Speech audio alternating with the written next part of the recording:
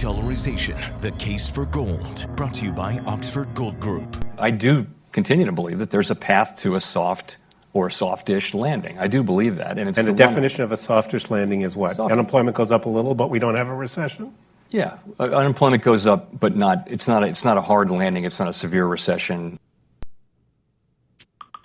Well, that's good news, except it's Jerome Powell, and he's an idiot, so I'd rather hear that from John Carney. Joining me now, my friend John Carney of Breitbart. John, okay, a soft landing. Is it possible? Are we going to have a soft landing? I don't think it is possible. I think that what we're seeing is, I know it's terrible news. I'd like to tell you, yeah, everything will be fine, Jesse. Don't worry about it.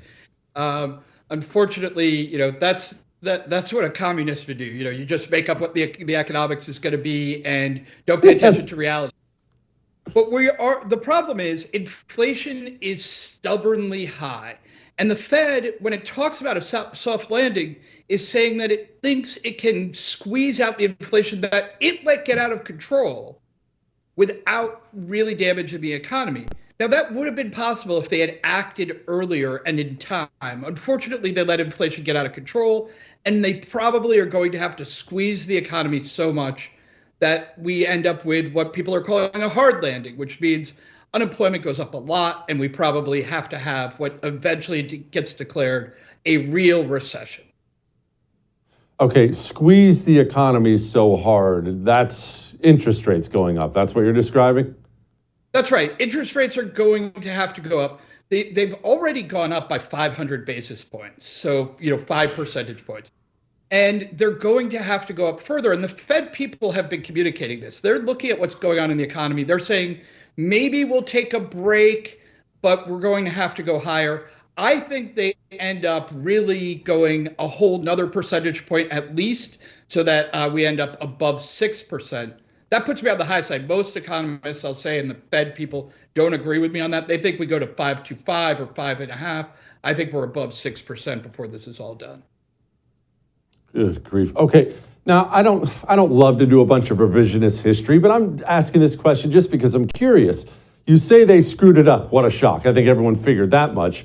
Could someone who actually knows what they're doing, like you, could you have maybe landed us softly? I just don't understand how that's possible when you print that much, but I'm not an economist. You are. Could someone smart have landed us softly?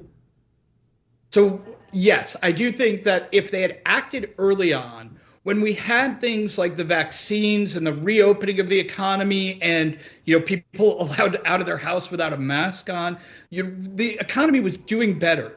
So a better managed economy would not have done the American Rescue Act, which pumped another $1.9 trillion of stimulus into the economy, and you would have started to raise rates above the zero level they had been at earlier on. That would have kept inflation from getting up out of control as it did last summer, and it would have been easier to bring it down back towards 2%. Unfortunately, once inflation gets very high, it starts to spread throughout the economy and becomes harder to bring down. So I do think, and this isn't just revisionist history, I was critical of them saying inflation was just going to be transitory and go away while it was happening. And I was critical of the American Rescue Act as well. I thought they shouldn't have spent that much money and the Fed needed to act earlier. And it wasn't just me, of course. There were other, including liberal economists, who said this is going to cause too much inflation.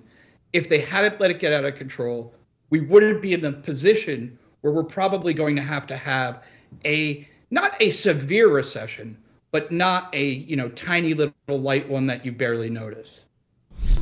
For too long, we've been led to believe that communism is a thing of the past. But the truth is, communism is alive. It's here, and it's infiltrating every aspect of American life. Introducing the Anti-Communist Manifesto by Jesse Kelly, the practical guide for patriots ready to defend our nation from its most dangerous enemy. Discover the shocking extent of communist infiltration in our education system, their alliance with American corporations, and the twisted truth behind environmentalism. This eye-opening book exposes the true face of communism and empowers you to fight back. Join the fight for freedom. Pre-order your copy of the Anti-Communist Manifesto today by going to jessekellybook.com.